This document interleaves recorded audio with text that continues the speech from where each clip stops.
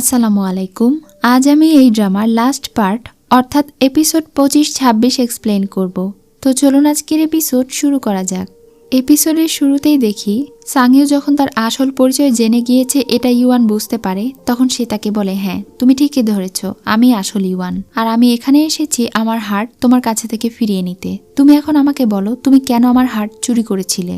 সাংইউ এখন তাকে সব সত্যি ঘটনা বলে দেয়। সে বলে তার মাস্টার তাকে বলেছে একমাত্র ডিমন কিং এর এম্বার হার্টের সাহায্যে তাদের স্পিরিট ক্ল্যানের সব মৃত মানুষদেরকে জাগানো সম্ভব।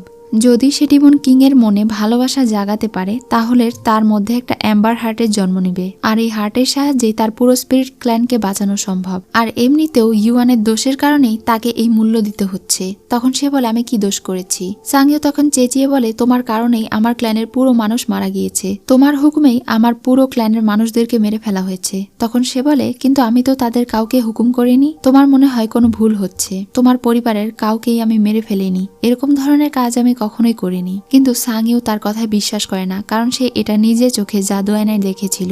তখন সে বলে আমার কাছে প্রমাণ নেই ঠিকই, কিন্তু আমি এই কাজ কখনোই করিনি, এটা সত্যি। যদি তোমার আমাকে বিশ্বাস না হয় তাহলে তুমি আমাকে এখনই মেরে ফেলতে পারো। এটা বলে সে তার হেয়ার পিন নিজের গলায় ধরে। সে রেগে বলে আমি তোমাকে একবার মেরে ফেলেছি, আমি চাইলে তোমাকে আবারও মারতে পারি। তখন সে বলে ঠিক আছে মেরে ফেলো, কিন্তু সাংইউ তাকে মারে না, সে ওই হেয়ার পিন ফেলে দেয়। এখন সে তাকে একটু একটু বিশ্বাস করে আর বলে ঠিক আছে তুমি যদি আসল দোষী না হয়ে থাকো তাহলে আমাকে সাহায্য করো আসল খুনিকে খুঁজে বের করতে। আর রাক্ষসা প্যালেসে আমাদের সঙ্গে ঘটে যাওয়া ঘটনাটাও অনেক অদ্ভুত মনে হয়েছে, প্রথমে আমাদের মাউন্টেনে ফিরে যেতে হবে। এটা বলে যখনই সে ফিরে যাবে তখনই ইউয়ান তাকে অজ্ঞান করে দেয় আর তাকে সঙ্গে করে নিয়ে নিজের প্যালেসে চলে আসে। প্যালেসে ফিরে আসার পরে সবার প্রথমে সে নিজের মায়ের সঙ্গে দেখা করে। সেখানে সানচাও ছিল। সে তার মাকে বলে আমি আমার সঙ্গে করে সাংইউকে নিয়ে এসেছি, আপনার তো কোনো আপত্তি নেই তাই না, সে অনেক ভালো একটা মেয়ে। তখন রানীমা তাকে বলে ঠিক আছে তুমি যেভাবে খুশি থাকো আমি সেভাবেই খুশি, আমার এতে কোনো আপত্তি নেই। এটা শুনে সে ওখানে থেকে চলে যায় আর সানচার সঙ্গে আলাদাভাবে দেখা করে।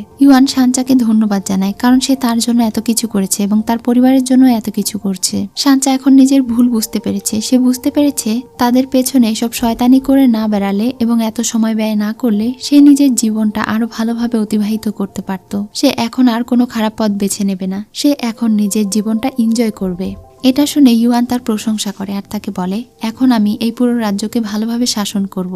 সবার মধ্যে যেই ভেদাভেদ আছে সেগুলো আমি দূর করতে চাই। কেন একজন মহিলা দেশ শাসন করতে পারবে না, কেন একজন ইমর্টাল ডিমনকে বিয়ে করতে পারবে না, কেন সবার মধ্যে জাত ভেদাভেদ থাকবে, এই সব কিছুকে আমি এক করতে চাই। এছাড়াও আমার অনেক গুরুত্বপূর্ণ কাজ আছে, সেটা আমি করতে যাচ্ছি। তার এই কথা শুনে সানচা অনেক খুশি হয় আর তাকে অল দ্য বেস্ট বলে। তারা দুজনই একে অন্যের সঙ্গে হাসি খুশি ভাবে বিদায় নিয়ে একে অন্যের কাজে চলে যায়। ইউয়ানের সেনাপতি এখন তাকে খবর দেয় তাদের মধ্যে একটা লিটল মনস্টার সেই দিন মাউন্টেনের মাস্টারকে উড অফ ভয়েট নামক জায়গায় একটা স্পেল কাস্ট করতে দেখেছে। নিশ্চয়ই সে ওখানে কিছু একটা করছে, ওখানে হয়তো দামি কিছু রাখা আছে, এটা হতে পারে তার হার্ট। এজন্য ইউয়ান তার লোকদেরকে বলে ওই জায়গায় খনন করে যেতে। সানচাকে এখন ডিমন রাজ্যের গুরুত্বপূর্ণ একটা আসনে বসিয়ে দেওয়া হয়েছিল, এজন্য সে অনেক খুশি ছিল।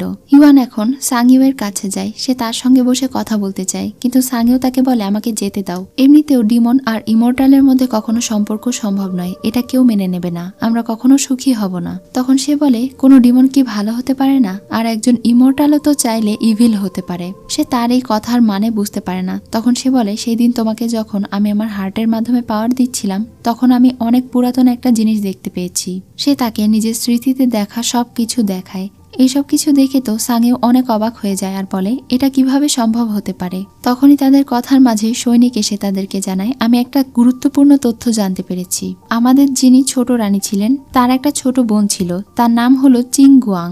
সে ওই মাউন্টেনের মাস্টারের প্রেমে পড়েছিল, তারা দুজনেই একে অন্যকে ভালোবেসে ফেলেছিল, কিন্তু যেহেতু তাদের মধ্যে একজন ডিমন আর একজন ইমর্টাল, এজন্য এই বিষয়টা ছোট রানী মেনে নিতে পারেনি। সে তাদের দুজনকে আলাদা করতে চেয়েছিল এবং মাস্টারকে তাদের শত্রু বলছিল, কিন্তু তার বোন তাকে অনেক রিকোয়েস্ট করে যেন সে তাদের দুজনকে ছেড়ে দেয়, যেতে দেয়। কিন্তু ছোট রানী বাইলি তার ছোট বোনকে নিয়ে যায়, তাকে শাস্তি হিসেবে তার ভেতরে থাকা স্পিরিচুয়াল এসেন্স নষ্ট করে দেয়, মানে ডিমন কোর নষ্ট করে দেয়। সে অনেক দুর্বল ভাবে যখন তার প্রেমিক মাস্টারের সঙ্গে দেখা করতে আসে তখন চিংগুয়াং অনেক দুঃখ করতে করতে তার কোলে সেখানেই নিজের শেষ নিঃশ্বাস ত্যাগ করে। তার ওই মাস্টারই ইউয়ানকে সেই প্রথম পর্বে দেখানো গাছে বন্দি করে রেখেছিল। মাস্টারের কারণেই সাংইউ সেই দিন ওখানে গিয়েছিল আর তাদের দুজনের দেখা হয়েছিল, যার কারণে ইউয়ান মুক্ত হয়ে গিয়েছিল। এরপরে মাস্টারই আবার তাকে তার অ্যাম্বার হার্ট সংগ্রহের কথা বলেছিল। সে তখন তাকে ভালোভাবে বুঝিয়ে বলে, তোমার কি মনে হচ্ছে না এই সবকিছুর মধ্যে কোনো একটা সম্পর্ক আছে, আর এই সবকিছুর পেছনে মাস্টারের হাত আছে? আমার মনে হচ্ছে সে শুধুমাত্র তোমাকে ব্যবহার করছে। সাংইউ তার এই কথায় একদমই বিশ্বাস করতে চাইছিল না। তখন ইউয়ান তাকে বলে, তুমি একটু সময় নাও এবং চিন্তা ভাবনা করে দেখো, কোনো তাড়াহুড়ো নেই। এটা বলে সে ওখানে থেকে চলে যায়। এদিকে জি ফেং ইয়ানকে জ্ঞান ফিরিয়ে নিয়ে আসার জন্য নিজের রক্ত খাওয়ায়। তখন ইয়ানের জ্ঞান ফিরে আসে আর তার শরীরে একটু শক্তি ফিরে আসে। ইয়ান এখন তাকে বলে সেই দিন তাদের ফরমেশনে প্রবেশ করার জন্য সে তাদের পিছু করেছিল, কারণ মাস্টারের সঙ্গে একটা ইভিল স্পিরিটকে কথা বলতে সে শুনে ফেলেছিল।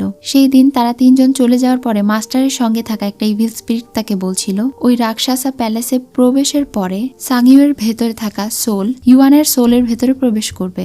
যেহেতু এখন তার শরীরে কোনো হার্ট নেই, এজন্য তাদের দুজনের আত্মা যখন মিলিত হয়ে যাবে তখন তাদেরকে সাংইউয়ের ভেতরে থাকা আদিকালের সেই ইভিল স্পিরিট জাগিয়ে তুলতে হবে। আর ইউয়ানের ভেতরে থাকা আদিকালের যে ইমর্টাল স্পিরিট আছে সেটা বের করে নিয়ে বর্তমান ডিমন কিং এর যে অ্যাম্বার হার্ট মাস্টারের কাছে আছে, সেই দুইটা জিনিস একত্রে করলেই তারা এই পুরো পৃথিবীর মধ্যে সবচেয়ে শক্তিশালী পাওয়ার পেয়ে যাবে। আর ওই ফরমেশনের ভেতরে বাকি যারা থাকবে তারা সবাই ওখানেই সারা জীবনের মতো বন্দী হয়ে যাবে। এটা শুনেই সে ওখানে গিয়েছিল।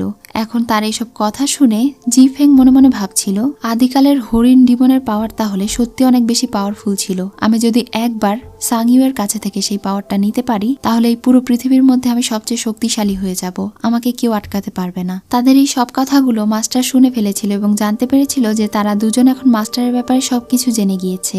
এজন্য মাস্টার তাদের উপরে হামলা করে দেয়। ইয়ান এখন নিজের প্রাণের বিনিময়ে জি ফেংকে প্রোটেক্ট করছিল আর তাকে এখানে থেকে পালিয়ে যেতে বলছিল।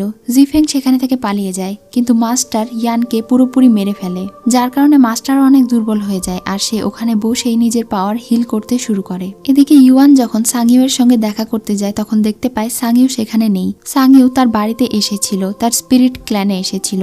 যখন সে পেছনে ঘুরে তখনই ইউয়ানকে দেখতে পায়। ইউয়ান তাকে নিতে এসেছিল। সেখানে জি ফেংও পৌঁছে যায় আর তাদের দুজনকেই জানিয়ে দেয় শুরু থেকেই মাস্টার তাদেরকে ব্যবহার করে এসেছে। এই সবকিছু আসলে মাস্টারের প্ল্যান ছিল। এদিকে আমরা মাস্টারকে দেখতে পাই এবং এখন আমরা আসল কাহিনী সম্পর্কে জানতে পারি। আসলে মাস্টারই ছোট রানীর বোন অর্থাৎ চিয়াংগুয়াংকে ভালোবাসত। চিয়াংগুয়াং যেহেতু মারা গিয়েছিল এজন্য সে তাকে বাঁচানোর অনেক চেষ্টা করেছিল, কিন্তু সে কোনোভাবেই তাকে বাঁচাতে পারেনি, তাকে কেউ সাহায্য করেনি। যখন সে রাক্ষসা প্যালেসে গিয়েছিল তখন সেখানে তার সঙ্গে একটা ইভিল স্পিরিটের দেখা হয় আর সেই ইভিল স্পিরিটের সঙ্গেই সে মিলেছিল।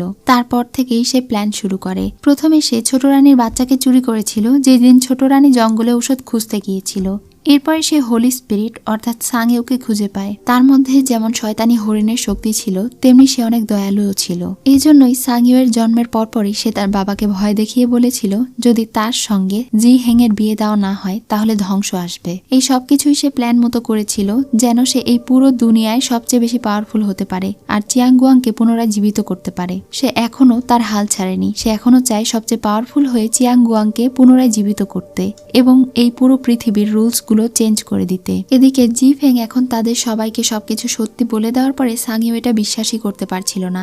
তখন সে তাকে জাদু আয়না দেখায় আর বলে সেই দিন আমরা যেগুলো দেখেছিলাম সেগুলো পুরোটাই মাস্টারের বানানো ছিল, এখন আমি তোমাকে সত্যি কাহিনীটা দেখাচ্ছি।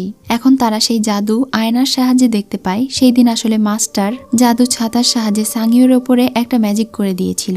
এ কারণে সাংইউ তার আসল রূপে অর্থাৎ ইভিল হরিণ ডিমন রূপে চলে এসেছিল। তখন সে অনেক বেশি পাওয়ারফুল হয়ে গিয়েছিল। ওই ছাতাটা আর কারো কন্ট্রোলে ছিল না, বরং তার কন্ট্রোলে ছিল। সে ওই ছাতার সাহায্যে এক আঘাতেই তার ক্ল্যানের সমস্ত মানুষকে মেরে ফেলেছিল, এমনকি সে নিজে হাতে তার বাবাকেও মেরে ফেলেছে। এইসব কিছু করার পরে সে নিজেও জ্ঞান হারিয়েছে। এগুলো দেখে তো সে অনেক বেশি কান্না করতে শুরু করে আর বলতে শুরু করে তাহলে আমি নিজে হাতে আমার পুরো ক্ল্যানের মানুষকে মেরেছি, এমনকি আমার বাবাকেও আমি মেরেছি। তখন তার এই কথা শুনে ইউয়ান বলে এগুলো তোমার ভুল নয়, এটা তুমি করনি। এই সবকিছু শেষে যখন তারা বাহিরে যায় তখনই সেখানে মাস্টার পৌঁছে যায়। মাস্টার একটা ফরমেশন চালু করে দেয়। এই ফরমেশনের মাধ্যমে তিনি তাদের তিনজনকেই বেঁধে ফেলেন। প্রথমে তিনি জি ফেংকে মেরে ফেলেন, এরপরে তিনি সাংইউকে নিয়ে আসেন আর তার ভেতরে থাকা যেসব ইভিল পাওয়ার আছে সেই সব ইভিল পাওয়ার অ্যাবজর্ভ করতে শুরু করেন। কিন্তু এটা অ্যাবজর্ভ করার সময় হঠাৎ করেই তার ডিমনিক পাওয়ার জাগ্রত হয়ে যায় আর সাংইউ আগের মতো ইভিল ডিমন হয়ে যায়। সে এখন আর নিজের হিতাহিত জ্ঞানে ছিল না। ইউয়ান যখন তার কাছে যাচ্ছিল তখন সে ইউয়ানকে আঘাত করে বসে। এবার ইউয়ান তার কাছে গেলে সে তার পেটের ভেতরে তরোয়াল ঢুকিয়ে দেয়। ইউয়ান এখন সেখানে দুর্বল হয়ে পড়ে যায়। তার কাছে থাকা সেই বাঁশিটা সে বাজানো শুরু করে, যেই বাঁশি সে এক সময় সাংইউকে গিফট করেছিল। সে যতবার বাঁশিটা বাজাচ্ছিল ততই ধীরে ধীরে সাংইউয়ের আগের কথাগুলো মনে পড়তে শুরু করে। এসব মনে পড়তে পড়তে সে নিজেকে কন্ট্রোল করছিল। সে চাইছিল না ইউয়ানকে আর আঘাত করতে, কিন্তু তার ভেতরে থাকা ইভিল শক্তি বারবার ইউয়ানকে আঘাত করতে চাইছিল। ইউয়ানের অবস্থা অনেক খারাপ হয়ে গিয়েছিল। সে বারবার তাকে বলছিল, তুমি জেগে ওঠো, নিজেকে কন্ট্রোল করো।